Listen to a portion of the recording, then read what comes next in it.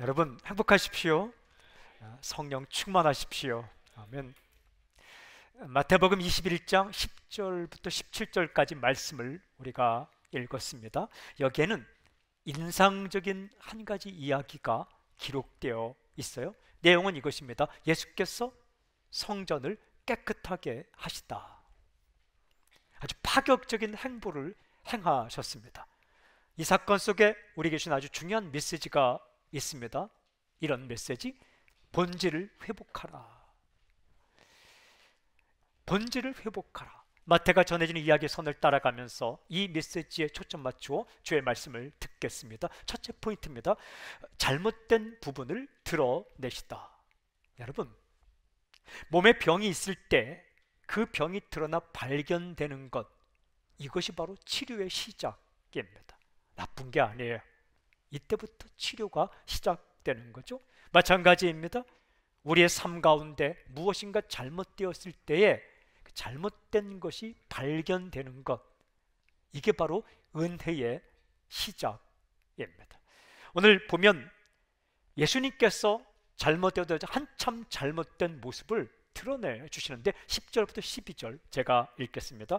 예수께서 예루살렘에 들어가시니 온 성이 소동하여 이르되 이는 누구냐 하거늘 무리가 이르되 갈릴리 나사렛에서 나온 선지자 예수라 하니라.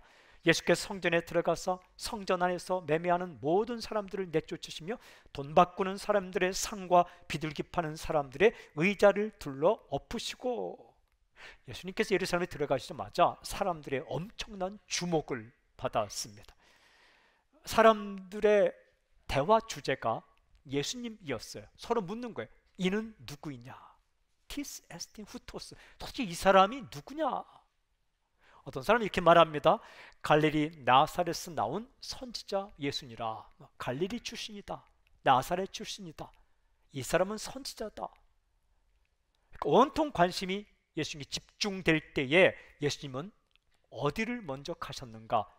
이렇게 기록되어 있습니다. 예수께서 성전에 들어가사, 성전으로 먼저 들어가셨습니다. 성전이란 거룩한 집이라는 의미죠. 하나님의 집입니다. 세상과는 뭔가 다른 구별된 곳이 바로 성전이죠. 그런데 그곳에 가자마자 과격하게 보이는 행동, 평소에 주님과는 다른 그런 행동을 보이십니다. 이렇게 기록되어 있어요. 매매하는 모든 사람들을 내쫓으시며, 사람 내쫓았어요. 그리고 돈 바꾸는 사람들의 상과 비둘기 파는 사람들의 의자를 둘러 엎으시고, 상을 엎으셨어요. 의자를 둘러 엎으셨어요. 이유가 무엇일까? 이유는 아주 분명합니다. 잘못되었기 때문이다. 뭔가 잘못되었기 때문에 이런 행동을 하셨죠. 우리는 안 그래요. 잘못하지 않은데 막 상 없죠. 그러지 말길 바랍니다. 자기 기분에 따라 상 없고 뭐 내던지고 그 멋있는 거 아니에요. 예수님은 무언가 잘못되었기 때문에 행동을 하셨죠.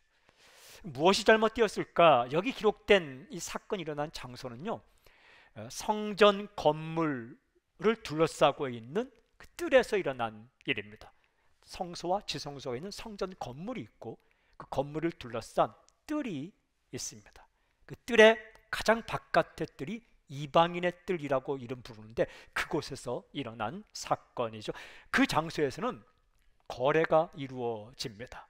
먼저 돈 바꾸는 사람들, 환전하는 사람들이 있었습니다. 유대인들은 성인 남성에 한해서 1년에 한 번 성전세를 드려야 합니다. 그래서 6월절 되기 전에 성전세를 반세계를 드립니다. 그때가 되면 각 사는 지역마다 출장소가 설치되고 출장소에 가서 반세겔 성전세를 냅니다. 근데 그 기한이 15일이 지나면 출장소가 다 이제 폐쇄되고 예루살렘 성전에 직접 내야 하는 거예요. 그런데 아무 동전이나 낼 수는 없고 구별된 동전만을 내었습니다. 은으로 만든 은화. 그 중에 하나는 성수의 세겔이라는 화폐, 또 하나는 갈릴리제 아주 좋은 은화 반세겔, 혹은 두로 동전. 두로는 좋은 은으로 동전을 만들었기 때문에 그 은, 아주 좋은 은으로 만든 동전을 내었죠. 그러니까 이 동전을 가지고 오지 않은 사람들은 성전에 가서 이방인의 뜰에서 환전을 했습니다. 의도는 좋은 겁니다. 왜냐하면 미처 준비하지 못한 사람들이 당황하지 않도록 봉사한다는 의미에서 불편하지 않게끔 환전해 주는 거죠. 물론 그 과정 가운데 환전하는 사람들의 이 품삯을 위해서 적당한 액수의 환전 수수료를 받는 것, 그건 괜찮아요. 근데 그 당시에 환전 수수료가 얼마였는가? 하루 품삯의 2분의 1.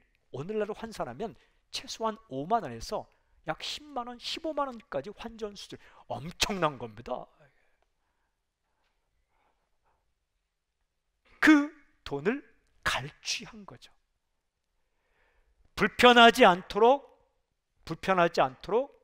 섬기고 봉사하려고 시작한 일이 돈이 있는 곳에 탐욕이 있는 것처럼 착취와 갈취로 변질되었다라는 거예요. 또 그 당시에 그 뜰에서는 짐승을 파는 사람들이 있었습니다. 왜냐하면 하나님께 나올 때 유대인들은 이 동물을 가지고 나왔잖아요. 근데 이 구약성에 보면, 레위기를 보면 하나님께 드리는 짐승은 흠이 없어야 된다라는 조항이 있습니다.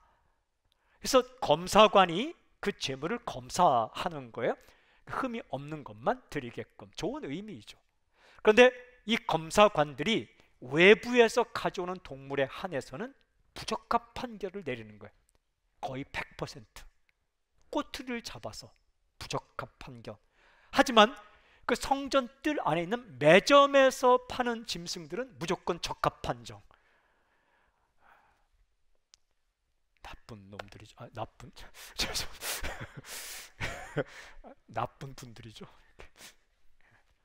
그 과정에 엄청난 폭리가 취해졌고 독과점 형태로 유지되었고, 또한 이 매점을 그 당시 대제사장의 패밀리가 장악해서 패밀리 사업으로 운영하게 되었습니다. 미처 준비하지 못한 사람이 쩔쩔맬까봐 봉사하기 위해서 한 그 사역이 착취와 갈취와 탐욕의 도구로 전락한 거죠. 성전 뜰에서 물건을 판 행위가 잘못된 것이 아니라 그 과정 가운데 봉사가 탐욕과 착취로 변질되었다라는 겁니다. 한마디로 무엇입니까? 본질을 잃어버렸다라는 거예요. 불편한 사람들을 섬기고 도와주고 봉사하는 이 본질을 잃어버리고 오직 돈에만 집중하게 되었다라는 겁니다. 잘못된 거죠. 잘못된 거죠. 예수님께서 이 잘못된 부분을 드러내셨습니다. 과감하게 들추어 내셨습니다. 여기서부터 깨끗하게 회복되는 사건이 시작되는 것입니다. 예수님께서 이 잘못된 부분을 드러내시고 그 말씀과 행동을 통해 어떻게 하실까? 둘째 포인트입니다. 이렇게 말씀하십니다. 본질을 회복하라. 본질을 회복하라고 말씀하세요. 이어지는 13절 이렇게 기록되어 있습니다. 그들에게 이르실 때 기록된 바 내 집은 기도하는 집이라 일컬음을 받으리라 하였거늘 너희는 강도의 소굴을 만들도다 하시니라. 성전이 어떻게 변질되었는가? 이렇게 기록되어 있어요. 강도의 소굴. 남을 갈취하고 착취하는 그런 소굴이 되었다. 그래서 예레미야 7장 11절 말씀 인용한 거예요. 내 이름으로 일컬음을 받는 이 집이 너희 눈에는 도둑의 소굴로 보이느냐? 보라, 나 곧 내가 그것을 보았노라. 여호와의 말씀이니라. 성전이 도둑들의 소굴이 된 것을 하나님도 보셨고 예수님은 그것을 지적한 겁니다. 그러면 본래 성전의 모습은 무엇일까? 이렇게 말씀하시는 거죠. 기도하는 집. 이게 본질이라는 거예요. 기도하는 집. 이사야 56장 7절 인용한 말씀입니다. 내가 곧 그들을 나의 성산으로 인도하여, 하나님께서 거룩한 산으로 인도하여 기도하는 내 집에서 그들을 기쁘게 할 것이며, 성전은 기도하는 집인데 하나님이 그들을 기뻐하게 만든다. 그 성전은 하나님께서 백성들을 기뻐하게 만드는 집이에요. 그리고 그들의 번제와 희생을 나의 제단에서 기꺼이 받게 되리니 이는 내 집은 만민이 기도하는 집이라 일컬음이 될 것이라. 하나님은 이 백성들이 드리는 예물을 기쁨으로 받는, 그러니까 하나님이 주시는 기쁨과 하나님이 누리는 기쁨이 가득한 곳이 성전, 이것이 본질이다라는 거죠. 그걸 한마디로 기도로 표현합니다. 기도의 핵심이 뭘까요? 기도는 하나님과 인간의 만남입니다. 하나님과 인간이 만나는 것이 바로 기도의 핵심이에요. 하나님이 인간을 만나시고 인간이 하나님을 만나는 것. 여러분, 인간은 하나님을 만날 때 살아납니다. 그리고 하나님은 인간을 만날 때 영광을 받아요. 인간이 하나님을 만나 기쁘고 하나님은 인간을 만나서 영광과 예배를 받으시는, 이것이 성전이다라는 거예요. 이 본질을 말씀하신 이후 예수님은 기가 막히게 그 성전 안에서 두 가지 사건을 일으키십니다. 이게 성전이다라는 것을 보여주는 두 가지 사건, 바로 14절 이후에 나타나는데 하나는 치유이고 하나는 예배입니다. 첫 번째는 치유 사건이에요. 14절 이렇게 되어 있어요. 맹인과 저는 자들이 성전에서 예수께 나오매 고쳐주시니. 성전 안에 아픈 사람들이 있었어요. 대제사장과 서기관들은 이 사람들을 봐야 되는데 이 사람들을 보지 않고 그 환전 수수료, 그리고 그 매점 매석하며 짐승 팔아 남는 돈, 그것만 본 거예요. 근데 아픈 사람이 있었어요. 맹인과 저는 자들이 예수님께서 이들을 고쳐주십니다. 이게 성전이다라는 거예요. 아파하는 사람들이 고침받고 회복되고 살아나고 낫는 것, 이것이 성전이다. 여러분, 그 당시 성전은 언제 가장 빛이 날까? 금으로 장식한 빛이 날까? 아니에요. 마음 아픈 사람이 와서 하나님을 만나고 살아날 때 빛이 나는 거예요. 또 하나의 사건은 예배 사건입니다. 이어지는 15절부터 마지막 17절 이렇게 되어 있어요. 대제사장들과 서기관들이 예수께서 하시는 이상한 일과 또 성전에서 소리질러 호산나 다윗의 자손이여 하는 어린이들을 보고 노하여 예수께 말하되 그들이 하는 말을 듣느냐? 예수께서 이르시되 그렇다. 어린 아기와 젖먹이들의 입에서 나오는 찬미를 온전하게 하셨나이다 함을 너희가 읽어본 일이 없느냐 하시고 그들을 떠나 성 밖으로 베다니에 가서 거기서 유하시니라. 성전에 예배하는 사람들이 있었습니다. 귀한 사람들이죠. 특별히 여기는 어린 아이가 등장합니다. 찬양, 호산나 다윗의 자손이요. 호산나는 구원자를 향해서 부르는 거예요. 우리를 구원하소서. 다윗의 자손은 메시아라는 뜻이에요. 우리의 구원자요. 기가 막힌 찬양입니다. 어린 아이들이 이 찬양 부르는 거예요. 아마 소학교 다닐 때에 배웠을 거예요. 성경을 암송하며 시편에서 이 말씀을 읽었을 거예요. 이들이 예배하고 있어요. 그러고 보면 어린이들이 부르는 찬송 속에 진짜 복음이 있어요. 저 어린이 담당을 오래 했거든요. 그렇게 안 보이겠지만 기타 하나 들고 춤추고 하면서 예전은, 요즘은 이렇게 영상을 쓰지만 예전에 융판이라는 게 있었어요. 이렇게 그렇게 붙이는 거 하면서 어린이하고 그때 부른 찬양, 뭐 돈으로도 못 가요, 뭐 믿음으로 가는 나라 하나님 나라.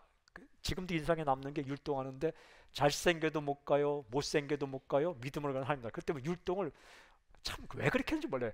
뭐 잘생겨도 못 가요, 못생겨도 못 가요. 나보고 어쨌든 그렇게 했어요.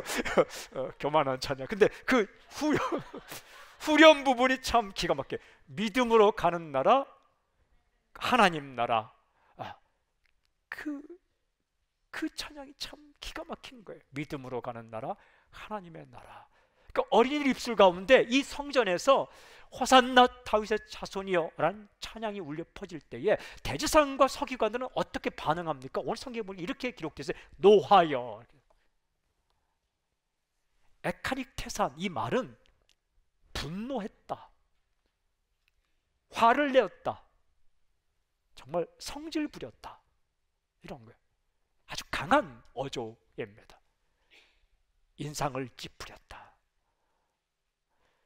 여러분, 예배하는 게 화낼 일입니까? 이게 본질을 잃어버리면 진짜를 보고 화를 냅니다. 목자를 보고 좋아하는 거죠. 대제사장과 서기관들이 누구입니까? 누구보다도 예배를 사랑해야 될 그 사람들이 예배하는 무리를 향해 화를 내었다. 딴 데 마음 뺏겨버리면 이게 본질을 잃어버리는 거죠. 질문이 있어요. 그들은 왜 본래의 목적, 본질을 잃어버렸을까라는 겁니다. 예수님께서 그들에게 하시는 말씀 가운데 본래의 목적을 잃어버린 이유가 정확하게 나옵니다. 16절 끝부분에 있는 이 말씀이에요. 너희가 읽어본 일이 없느냐? 성경도 안 읽었느냐? 오늘날 오시면 목사에게 너 성경도 안 읽었느냐? 막 딴짓하고 있으면 너 성경도 안 읽었느냐? 그 당시 대제사장과 서기관들에게 어린아이들이 그 찬양하고 그 찬양을 받는다는 이 구약 성경 이야기도 읽어보지 않았느냐? 읽어봤겠죠. 안 읽었겠습니까? 기억을 하지 않는 거죠. 딴 생각에 사로잡히니까 그 진짜를 잃어버린 거죠. 문제가 무엇입니까? 말씀을 잃어버렸다. 하나님 말씀을 잃어버렸어요. 버려버렸습니다. 기억하지 않았어요. 말씀에 집중하지 않고 자기 생각, 자기 이득을 따라서 행동했기 때문에 본래의 목적, 본질을 잃어버리고 그들의 행동이 잘못되었다. 디모데전서 6장 3절부터 5절까지 읽으면 이런 말씀이 있습니다. 누구든지 다른 교훈을 하며 바른 말, 곧 우리 주 예수 그리스도의 말씀과 경건에 관한 교훈을 따르지 아니하면 그는 교만하여 아무것도 알지 못하고 변론과 언쟁을 좋아하는 자니 이로써 투기와 분쟁과 비방과 악한 생각이 나며 마음이 부패해지고 진리를 잃어버려 경건을 이익의 방도로 생각하는 자들의 다툼이 일어나냐. 바른 말, 하나님 말씀을 잃어버리면 창념, 그러니까 붙잡지 않으면 어떤 일이 일어나는가? 사람이 망가진다라는 거예요. 헌신하고 봉사하는 것이 자기 스펙이 된다.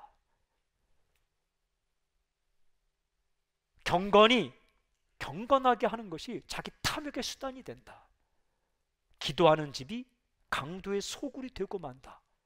말씀 버리면 큰일 납니다. 하지만 말씀을 붙들면 큰일을 할 수가 있는 거예요. 말씀.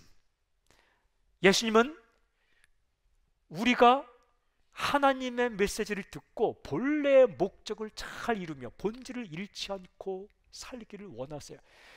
우리에게 주신 본질은 두 종류가 있어요. 하나는 인간이라면 누구나 하나님을 향하여 해야 할 첫 번째가 있고, 두 번째는 각자에게 세워주신 위치에서 절대 놓쳐서는 안 될 본질, 순수한 목적, 그게 있는 거예요.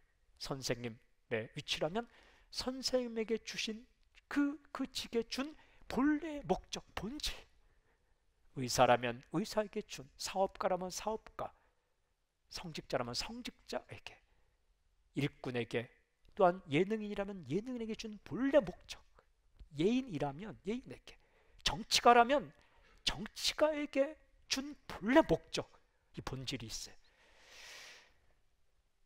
그것을 잃지 않기를 원하신다. 먼저 여러분 기억하십시오. 이 건물이 성전인 그것도 맞는 말이지만 당신이 성전이라고 말씀해요. 왜? 하나님이 거하시는 곳이 성전이라면 우리 안에 하나님이 계시니까. 고린도서 3장 16절 이 말씀이 있습니다. 너희는 너희가 하나님의 성전인 것과 하나님의 성령이 너희 안에 계시는 것을 알지 못하느냐. 우리 안에 하나님이 계시고 예수님이 계시고 성령님이 계시기 때문에 바로 당신이 성전인 거예요. 날마다 스스로 질문을 해야 돼요. 나는, 나의 마음은 강도의 소굴인가 아니면 기도하는 집인가? 나의 마음이 지금 내 성전인데 나의 마음이 하나님이 살아계시고 만남이 있고 하나님과의 본래 목적도 잘 지키고 나를 세우신 그 순수한 목적을 잃어버리지 않은 진정 기도하는 집, 아름다운 집인가? 아니면 변질되고 타락해서 이 강도의 소굴로 전락하지는 않았는가? 답답한 마음으로 바라보았던 그날의 성전처럼 내 모습이 그렇게 변질되어진 않았는가? 그러면 첫 번째, 인간이라면 누구나 가져야 할 진짜 존재 목적이 무엇인가? 전도서를 읽어오면 전도서 마지막 장 마지막 부분에 이렇게 기록돼요. 전도서 12장 13절. 일의 결국을 다 들었으니 하나님을 경외하고 그의 명령들을 지킬지어다. 이것이 모든 사람의 본분이니라. 인생의 본래 목적, 인간이 가져야 할 본질이 뭐냐? 하나님을 경외하고 그의 말씀을 지키는 것이다. 경외한다는 것은 두렵고 떨리는 마음으로 사랑한다. 뭘 해도 그분 생각을 하는 거예요. 좋아하실까? 싫어하실까? 경외예요. 좋아하는 건 하고 싫어하는 건 안 하는 거예요. 이게 사랑이에요. 가족을 사랑한다 하면서 매운 거 싫어하는데 매운 거 사주면서 먹어, 사랑해. 그건 사랑 아니에요. 고난을 주는 거예요. 땅콩 알레르기 있는데 땅콩 사주면서 먹어, 아니에요. 좋아하는지 싫어하는지를 늘 신경 쓰고 좋아하면 하고 싫으면 하지 않는, 이게 경외예요. 여러분, 하나님 일한다고 하면 싸우지 마세요. 하나님은 일보다 사랑을 원해요.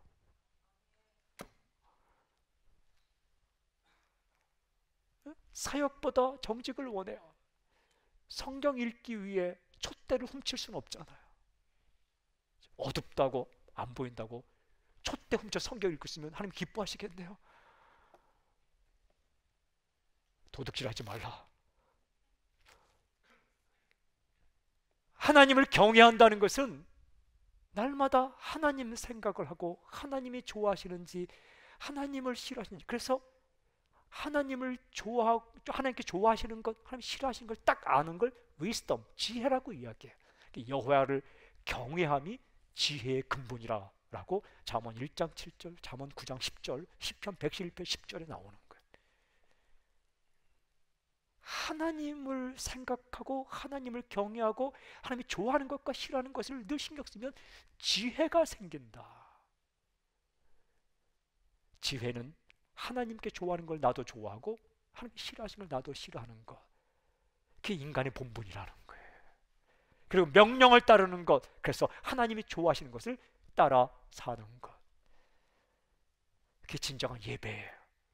우리가 이 자리에 드리는 예배가 진짜 예배이고, 저 문을 나아가서 하나님을 늘 생각하며 하나님이 좋아하시는 걸 하고 싫어하지 않는 것, 그 지혜를 가지고 행동을, 그 예배, 그 인간의 본분이에요.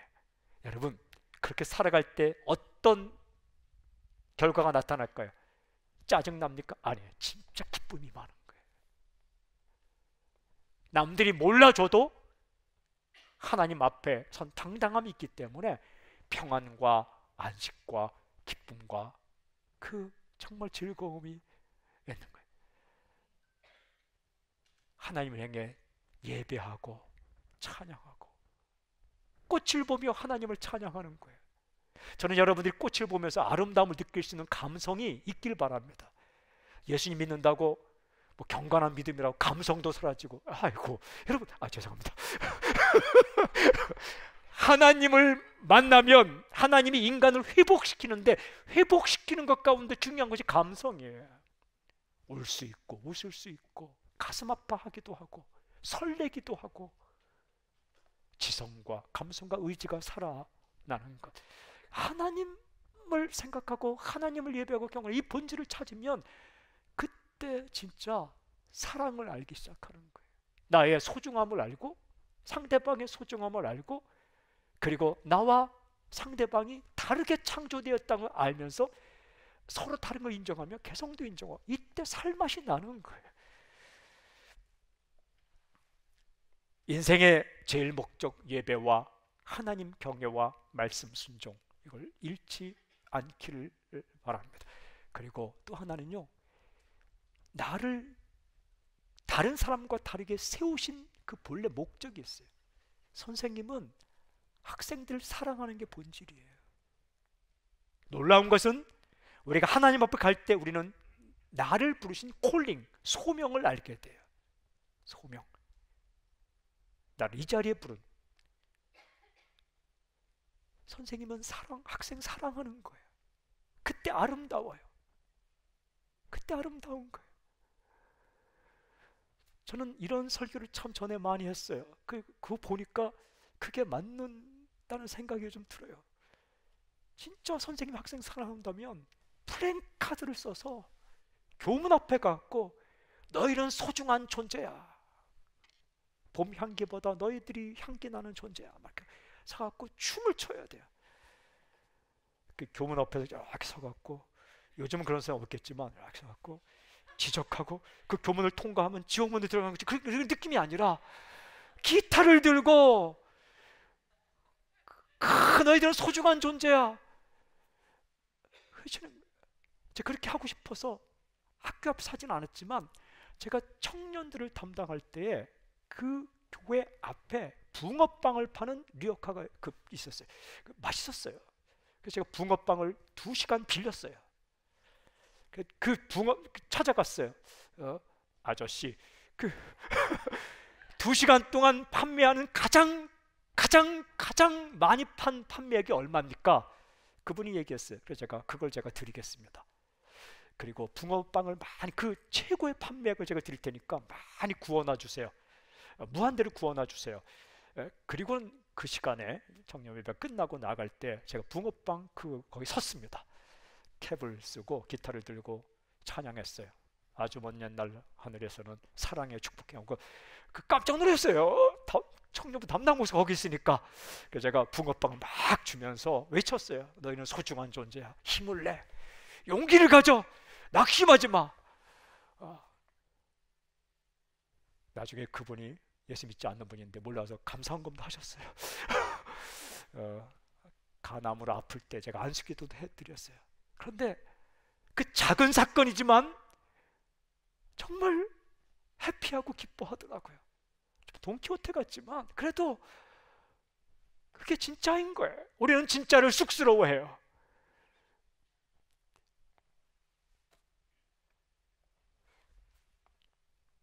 의사는 환우 고치는 거예요. 환자.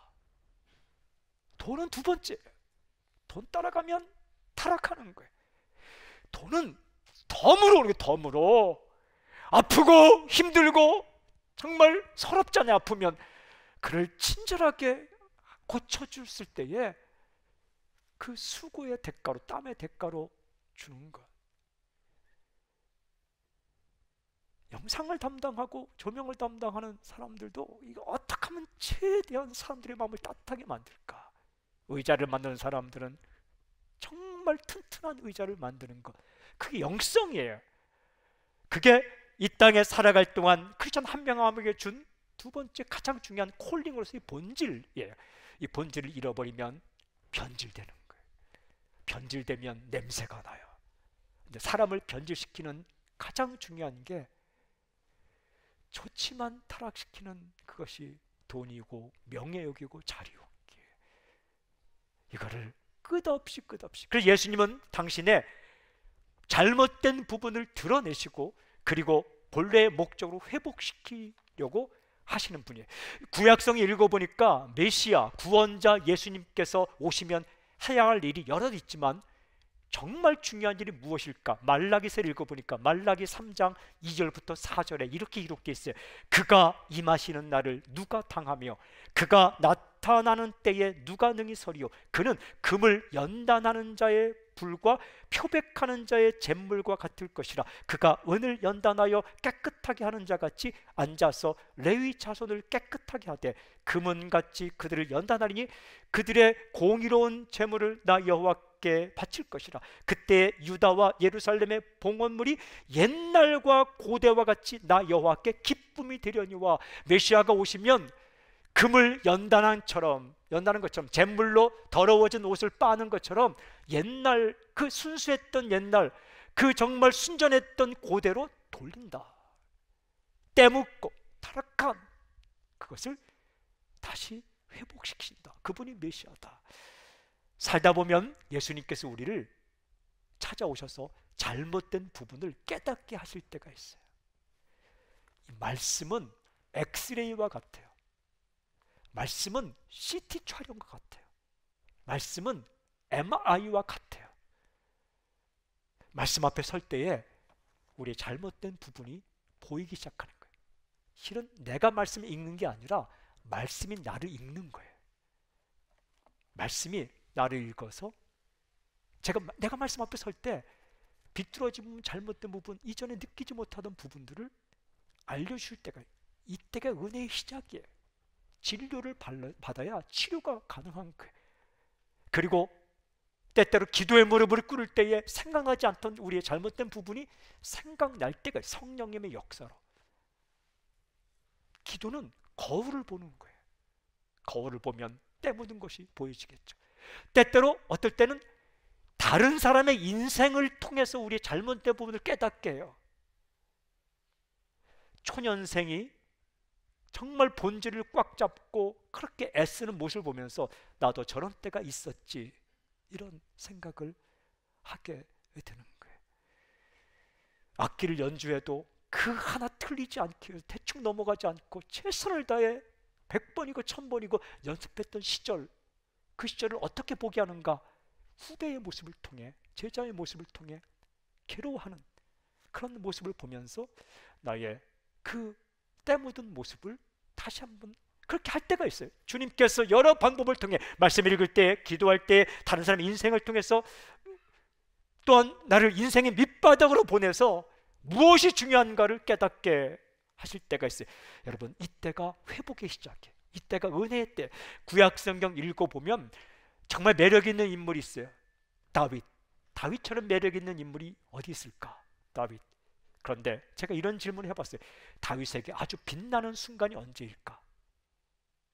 그냥 이렇게 인터넷 같은 데 보면 다윗의 리즈 시절이 언제일까? 정말 가장 빛나는 시절이 언제일까? 턱 제 생각에 이랬어요. 골리앗과 싸울 때. 그래요. 골리앗과 싸울 때 다윗은 멋있었어요. 사무엘상 17장 45절에 그는 이렇게 외쳤어요. 다윗이 블레셋 사람에게 이르되 너는 칼과 창과 단창으로 내게 나오거니와 나는 만군의 여호와 이름 곧 네가 모욕하는 이스라엘 군대의 하나님의 이름으로 네게 나아가노라. 겁먹지 않은 다윗. 사울 왕과 군대들과 백성들은 전부 겁먹고 쫄았는데 이 다윗은 정말 당당하게 하나님의 이름을 믿고 달려나가요. 멋있어요. 담대해요. 정말 괜찮아요. 이때가 빛나는 순간. 다시 생각해 보니까 더 빛나는 순간이 있더라고요. 그때가 언제인가? 자신의 죄를 깨닫고 엎어진 순간이 더 빛나는 거예요. 다윗은 승승장구했어요. 정말 승승장구했어요. 그러다가 이 다윗이 본질을 잃어버리고 전쟁터로 나가지 않아요. 그리고 왕궁 뜰을 거닐다가 한 여인을 봐요. 자신의 신복 우리아 장군의 아내 바세바예요. 그를 범하고 맙니다. 그 범한 죄를 덮어씌기 위해서 우리아 장군을 블레셋과의 전투, 적과의 전투 최전선에 보내어 죽게 만듭니다. 하나님이 가만히 있지 않았어요. 선지자 나단을 보냅니다. 책망합니다. 이 책망받은 그날 다윗이 그냥 엎어집니다. 그리고 그날 밤 울기 시작해요. 눈물이 침상을 적실 정도로 웁니다. 그때 지은 시가 시편 51편이에요. 51편 3절에 보면 이런 구절이 나옵니다. 무릇 나는 내 죄과를 아오니 내 죄가 항상 내 앞에 있나이다. 내가 죄를 지었습니다. 내가 죄를 지었습니다. 라고 엎어집니다. 그리고 이렇게 기도합니다. 10절에 하나님이여 내 속에 정한 마음을 창조하시고 내 안에 정직한 영을 새롭게 하소서. 무슨 말입니까? 다시 깨끗한 마음을 내게 해주십시오. 정결한 마음을 내게 해주십시오. 순수한 마음을 내게 해주십시오. 그 정말 들판에서 양을 칠 때에, 그리고 아무것 의지할 것 없어도 하나님만 의지하고 골리앗에게 달려갔던 그 순수한 그 옛 모습, 그 본질을 내게 회복시켜 주십시오 라고 엎어집니다. 이때가 다윗에게 가장 빛나는 순간일 거예요. 우리말 가운데 아름다운 말이 있어요. 뭐뭐답다. 뭐뭐답다. 이게 본질에 딱 맞는다는 거예요. 아름답다. 선생답다. 부모답다. 사람답다. 스승답다.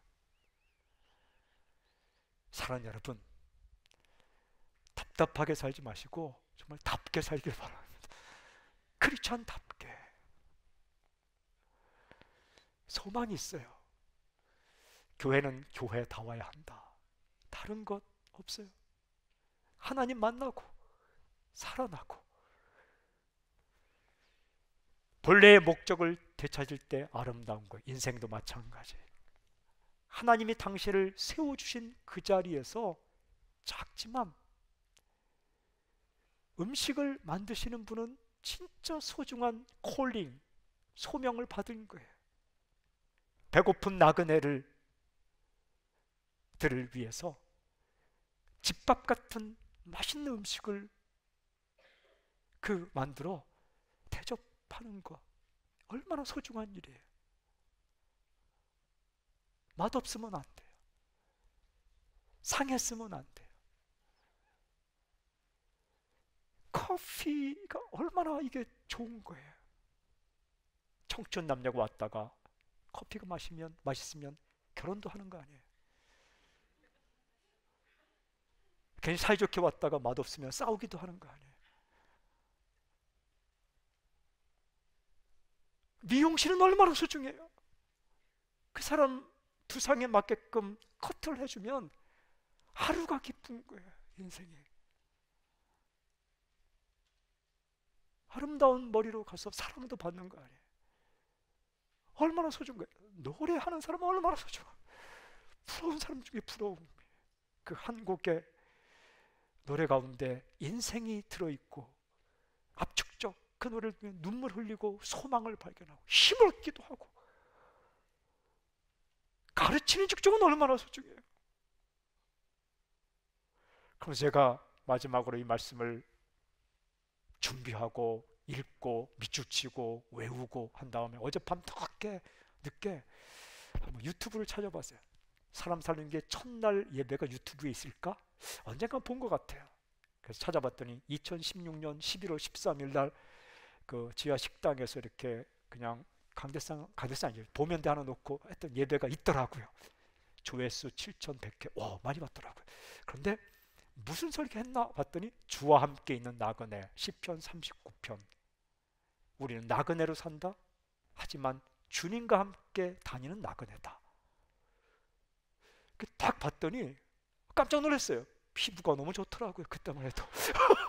아이고 지금 모습과 완전히 그 7년 전에 그 젊은 제가 있는데 조명도 없고 아무것도 없는데 아주 인상도 참 편하게 이렇게 제가 그걸 보고 많이 반성해서 더 인상을 편하게 해야 되겠다. 그런데 무슨 얘기 했나 끝까지 들어보니까 주님 이곳저곳 떠돌아다니지만 주님과 함께 있으면 그게 인생이다. 이 얘기를 한 다음에 교회 이야기를 하는데 교회는 사람 살리는 교회다. 그리고 무엇을 할 것인가를 쭉 얘기하는 5가지를 얘기하더라고요.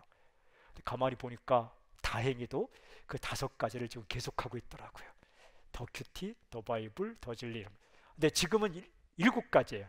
2가지를 청구해서 이번 토요일 하게 되는 더 증인 선교쌤이라도 거기 있더라고요.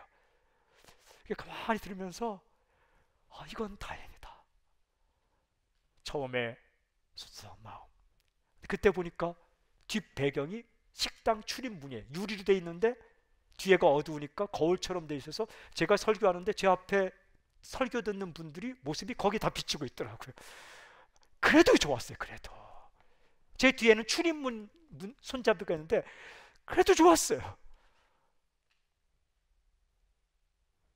하나님과 우리가 있으면 예배가 성립되는 그게 전부.